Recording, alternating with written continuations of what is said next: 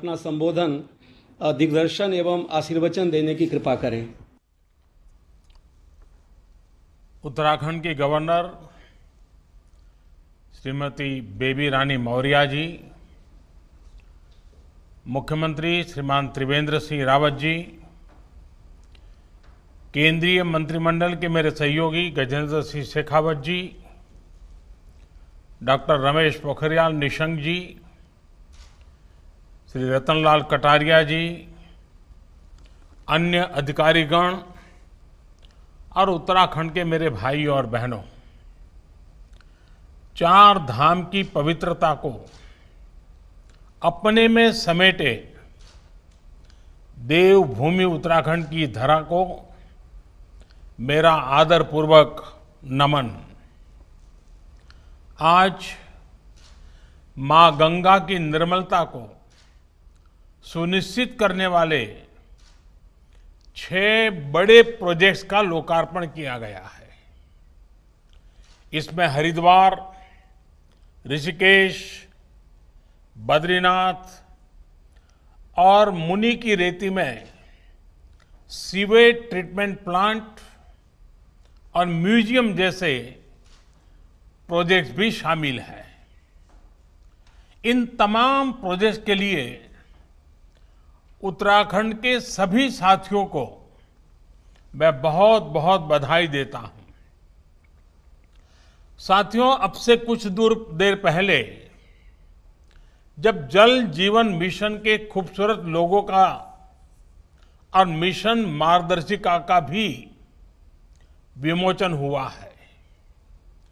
जल जीवन मिशन भारत के गांवों में हर घर तक शुद्ध जल पाइप से पहुंचाने का ये बहुत बड़ा अभियान है।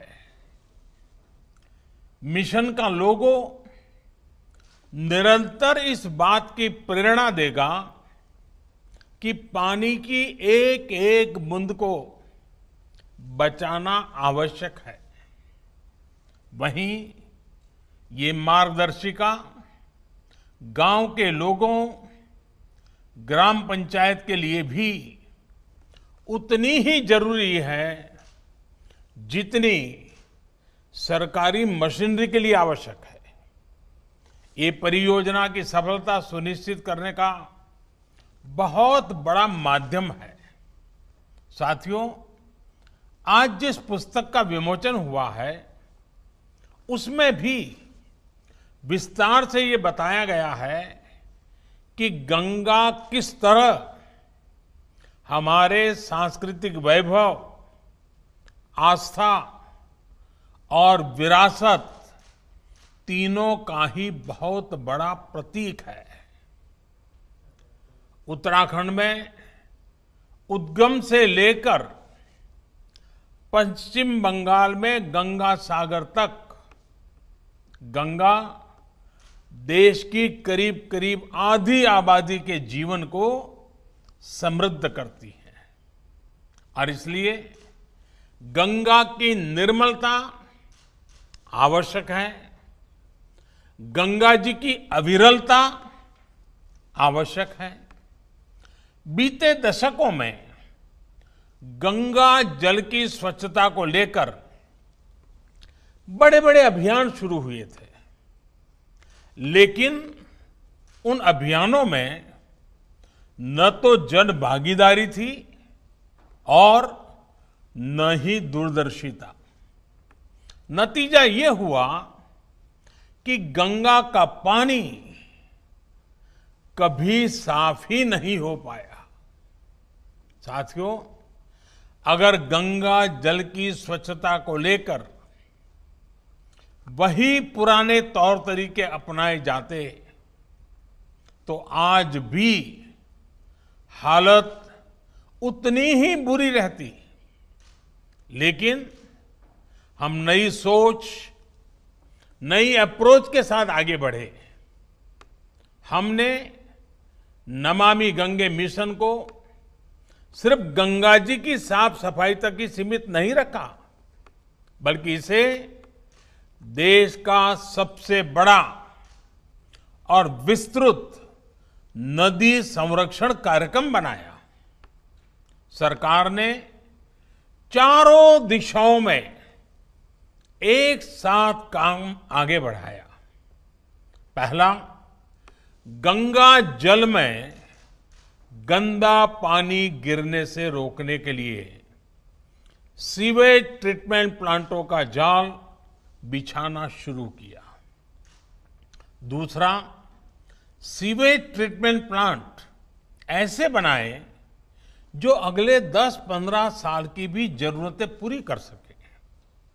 तीसरा, गंगा नदी के किनारे बसे 100 बड़े शहरों और 5000 गांवों को खुले में शौच से मुक्त करना।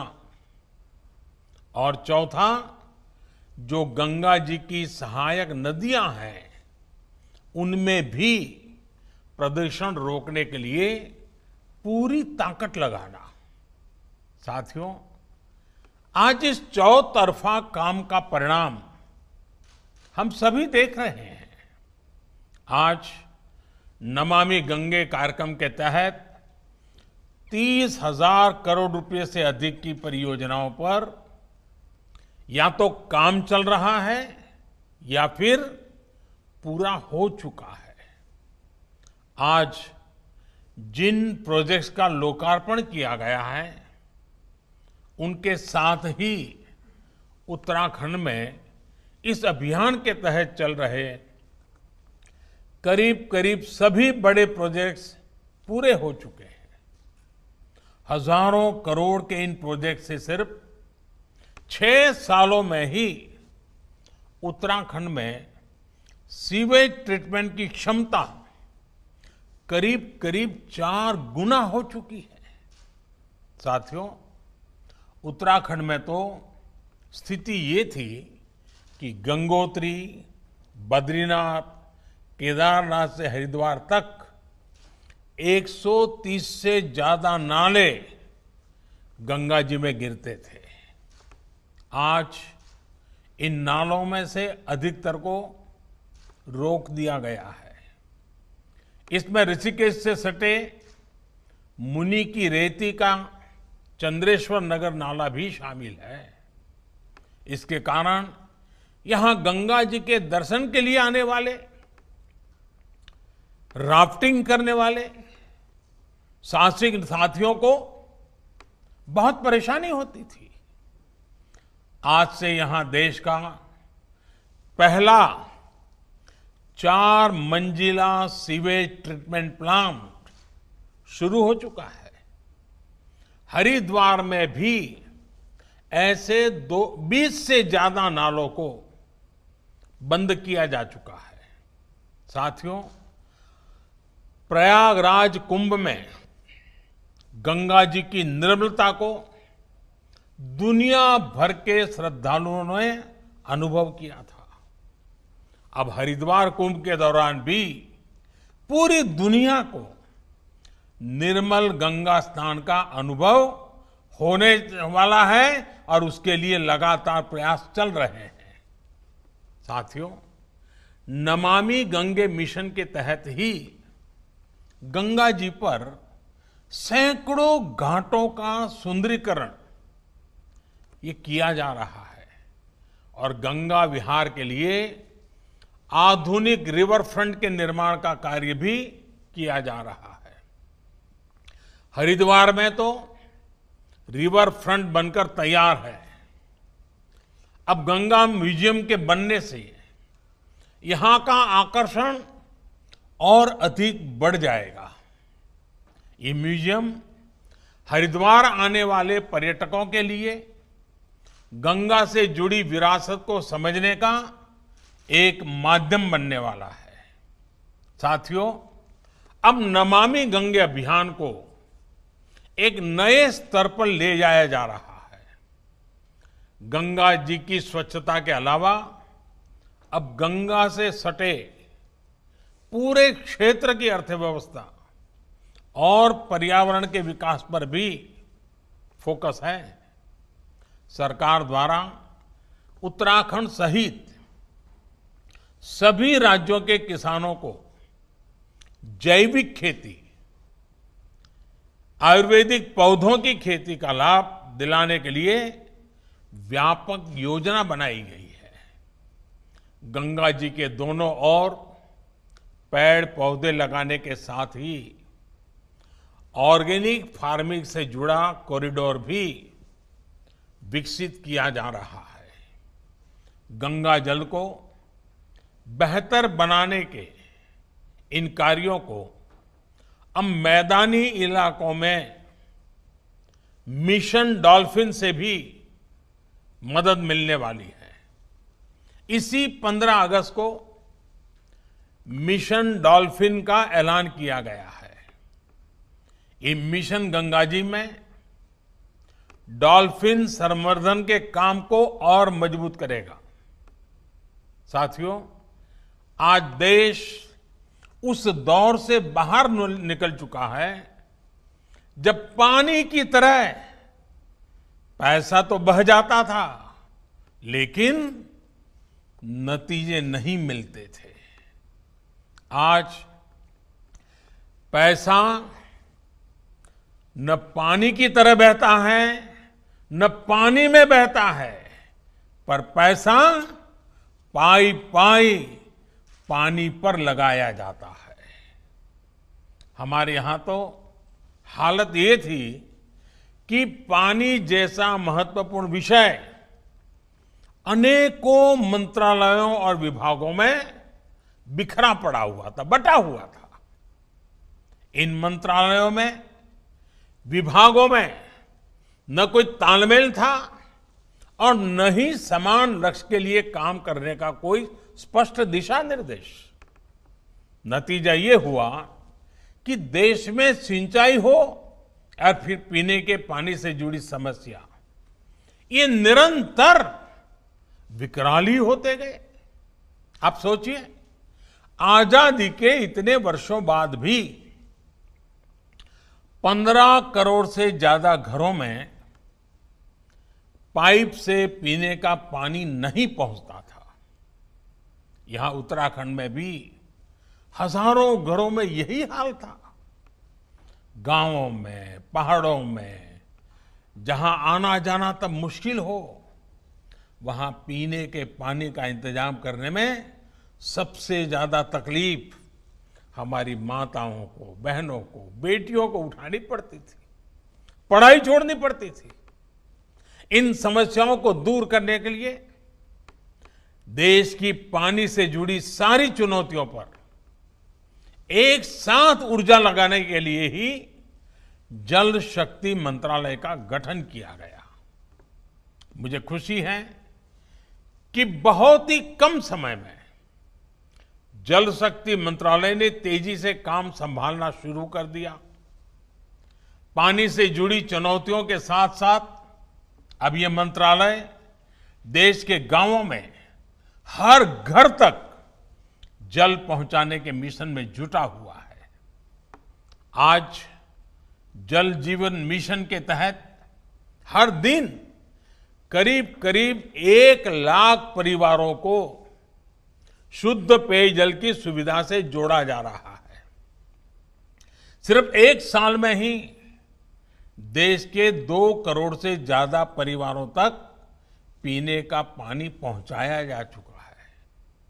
यहां उत्तराखंड में तो त्रिवेंद्र जी और उनकी टीम ने एक कदम आगे बढ़ते हुए सिर्फ 1 रुपये में पानी का कनेक्शन देने का बीड़ा उठाया है। मुझे खुशी है कि उत्तराखंड सरकार ने साल 2022 तक ही राज्य के हर घर तक जल पहुंचाने का लक्ष्य रखा है। कोरोना के इस कालखंड में भी उत्तराखंड में बीते 4-5 महीने में 50,000 से अधिक परिवारों को पानी के कनेक्शन दिए जा चुके हैं।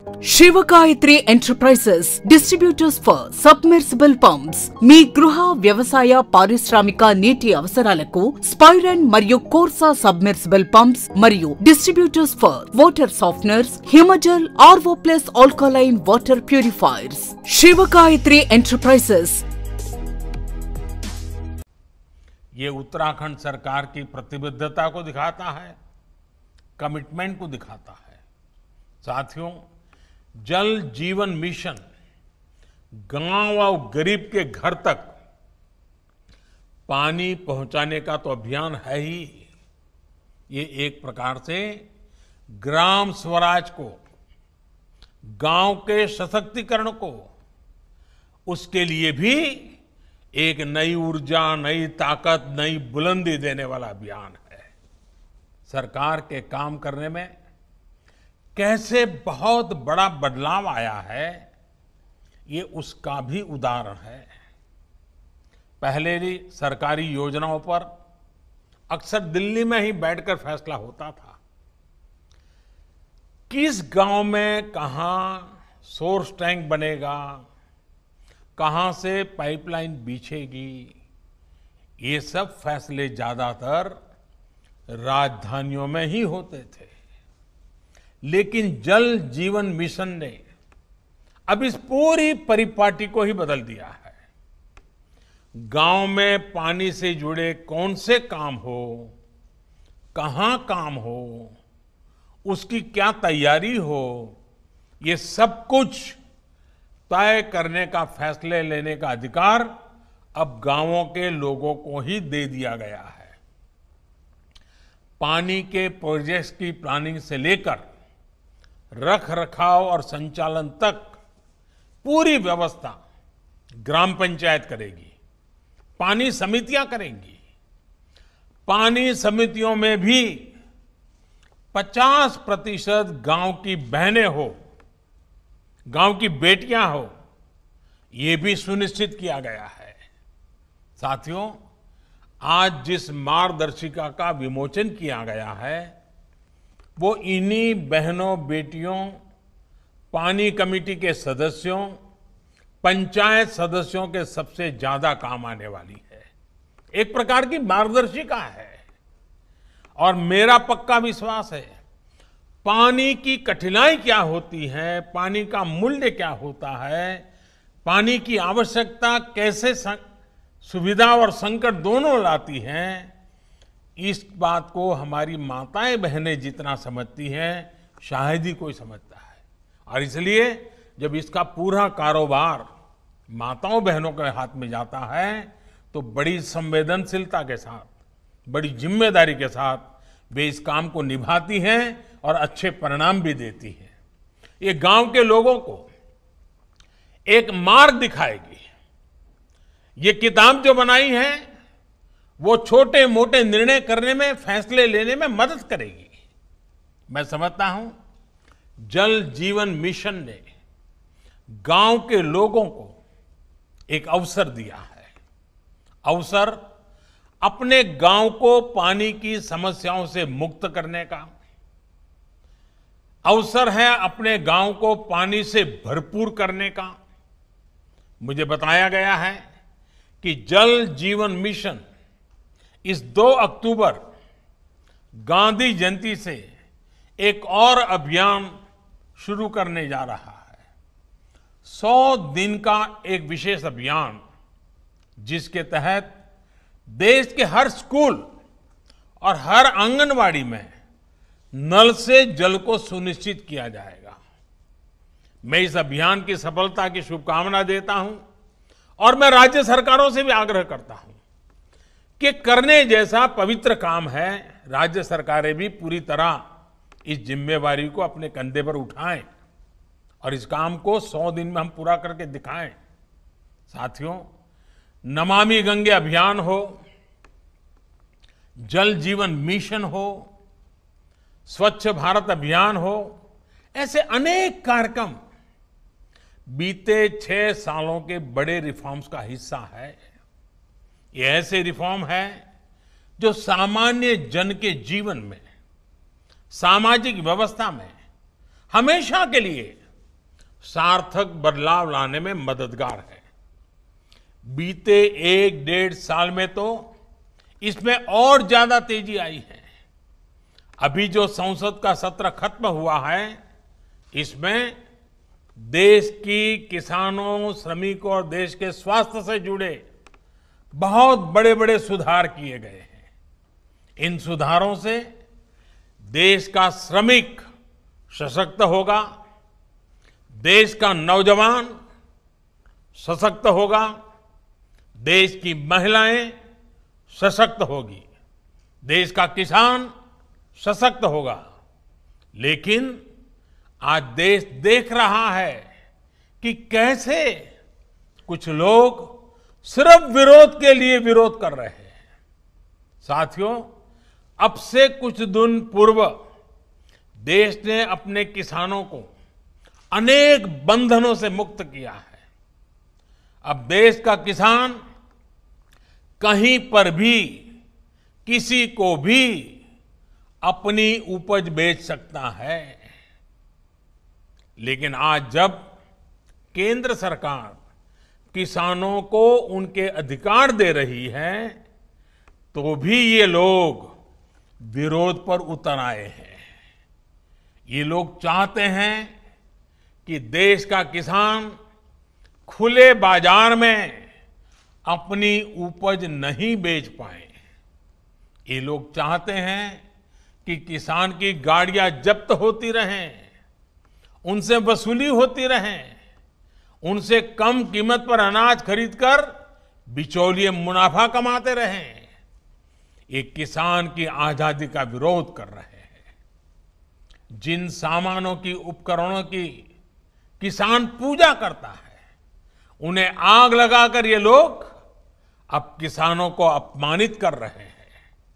साथियों, बरसों तक ये लोग कहते रहे एमएसपी लागू करेंगे, एमएसपी लागू करेंगे, लेकिन किया नहीं।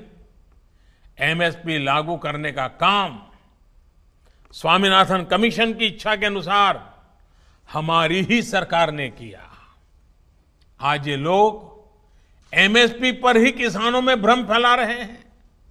देश में एमएसपी भी रहेगी और किसानों को कहीं पर भी अपनी उपज बेचने की आजादी भी रहेगी। लेकिन ये आजादी कुछ लोग बर्दाश्त नहीं कर पा रहे हैं। इनकी काली कमाई का एक और जरिया समाप्त हो गया है, इसलिए इन्हें परेशानी है। साथियों, कोरोना के इस कालखंड में देश ने देखा है कि कैसे डिजिटल भारत अभियान ने जनधन बैंक खातों ने, रुपे कार्ड ने लोगों की कितनी मदद की है।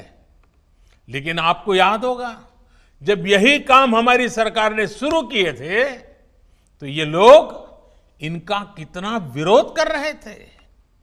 इनकी नजरों में देश का गरीब, देश के गांव के लोग अनपढ़ थे, अज्ञानी थे। देश के गरीब का बैंक खाता खुल जाए, वो भी डिजिटल लेन देन करें, इसका इन लोगों ने हमेशा विरोध किया। साथियों, देश ने ये भी देखा है कि जब वन नेशन वन टैक्स की बात आई, जीएसटी की बात आई, तो फिर ये लोग फिर विरोध करने के लिए मैदान में आ गए।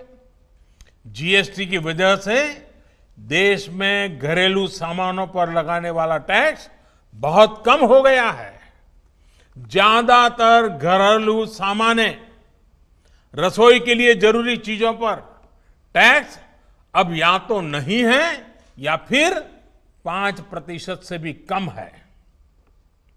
पहले इन्हीं चीजों पर ज्यादा टैक्स लगा करता था, लोगों को अपनी जेब से ज्यादा पैसे खर्च करने पड़ते थे। लेकिन आप देखिए, इन लोगों को जीएसटी से भी परेशानी, ये उसका मजाक उड़ाते हैं, उसका विरोध करते हैं। साथियों, ये लोग न किसान के साथ है, न नौजवान के साथ, और न ही देश के वीर जवान के साथ है।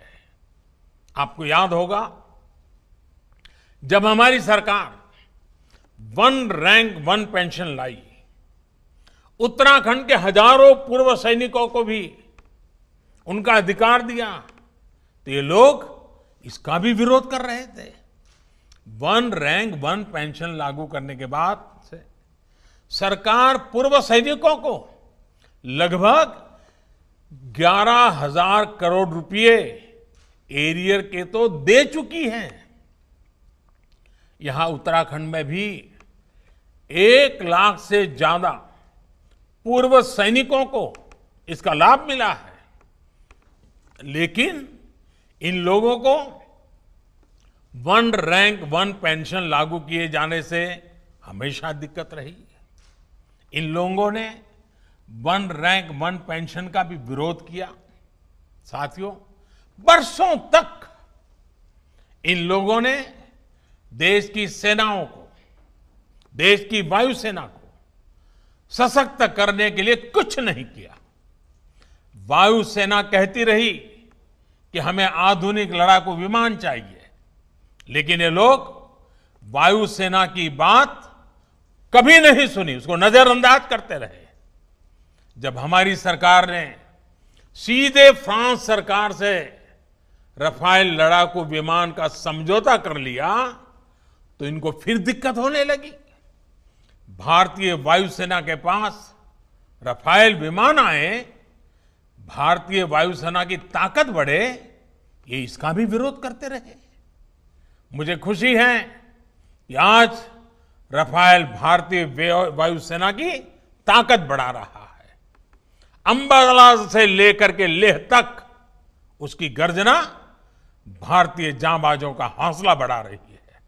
साथियों, 4 साल पहले का यही तो वो समय था जब देश के जांबाजों ने सर्जिकल स्ट्राइक करते हुए आतंक के अड्डों को तबाह कर दिया था। लेकिन ये लोग अपने जांबाजों के साहस की प्रशंसा करने के बजाय उनसे ही सर्जिकल स्ट्राइक के सबूत मांग रहे थे। सर्जिकल स्ट्राइक का भी विरोध करके ये लोग देश के सामने अपनी मंशा, अपनी नीयत साफ कर चुके हैं। देश के लिए हो, जो भी काम हो रहे हो, हर काम का विरोध करना इन लोगों की आदत हो गई है। उनकी राजनीति का एकमात्र तरीका ये यही है, बस विरोध विरोध विरोध। आप याद करिए, भारत की पहल पर जब पूरी दुनिया अंतर्राष्ट्रीय योग दिवस मना रही थी, पूरे विश्व में भारत गर्व कर सकता है योग पहुंच चुका है, तो ये भारत में ही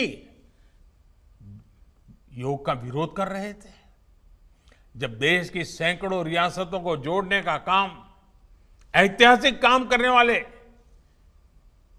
भारत की एकता को मजबूत करने का काम करने वाले सरदार वल्लभ भाई पटेल की दुनिया की सबसे ऊंची प्रतिमा का अनावरण हो रहा था, तब भी ये लोग इसका विरोध कर रहे थे।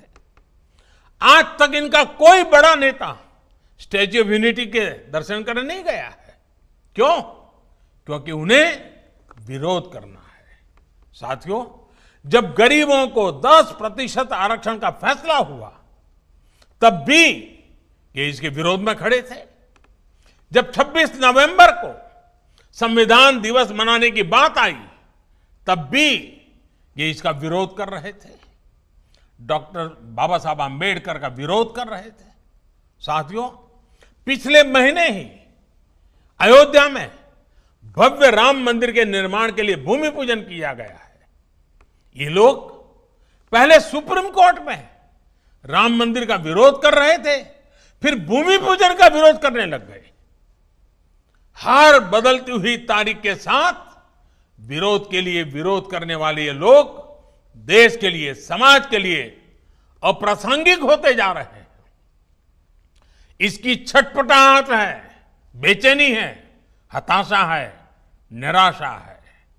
एक ऐसा दल जिसके एक परिवार की 4-4 पीढ़ियां जिसने देश पर राज किया, वो आज दूसरों के कंधों पर सवार होकर देश हित से जुड़े हर काम का विरोध करवाकर अपने स्वार्थ को सिद्ध करना चाहता है। साथियों, हमारे देश में अनेकों ऐसे छोटे छोटे दल हैं जिन्हें कभी सत्ता में आने का मौका नहीं मिला। अपनी स्थापना के लेकर अब तक उन्होंने ज्यादातर अपना समय विपक्ष में ही बिताया है। इतने वर्षों तक विपक्ष में बैठने के बावजूद उन्होंने कभी देश का विरोध नहीं किया, देश के खिलाफ काम नहीं किया। लेकिन कुछ लोगों को विपक्ष में बैठे कुछ वर्ष ही हुए हैं, उनका तौर तरीका क्या है, उनका रवैया क्या है, वो आज देश भली भांति समझ रहा है, देश उसको बहुत बारीकी से देख रहा है। इनकी स्वार्थ नीति के बीच आत्मनिर्भर भारत के लिए बड़े रिफॉर्म्स का ये सिलसिला देश के संसाधनों को बेहतर बनाने का ये सिलसिला देश हित में है, देश की गरीबी से मुक्ति के अभियान के लिए है, देश को ताकतवर बनाने के लिए है और ये निरंतर जारी रहेगा। एक बार फिर आप सभी को विकास के सभी प्रोजेक्ट्स के लिए मेरी तरफ से बहुत बहुत बधाई देता हूं और फिर से मैं यही आग्रह करूंगा, आप अपना ध्यान रखिए, स्वस्थ रहिए, सुरक्षित रहिए। बाबा केदार की कृपा हम सभी पर बनी रहे। इसी कामना के साथ बहुत बहुत धन्यवाद। जय गंगे। बहुत बहुत धन्यवाद sir.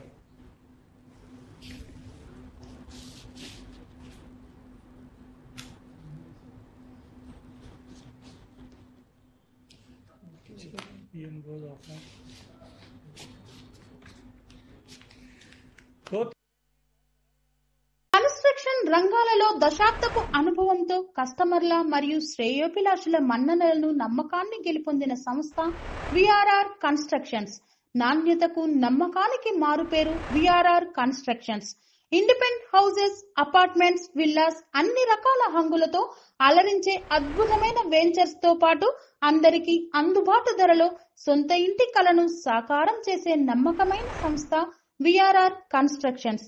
Please visit VRR Constructions, Varatex Plaza near Radhika Theatre, ECL X Road, Hyderabad. Call to 9100885555 9100885559.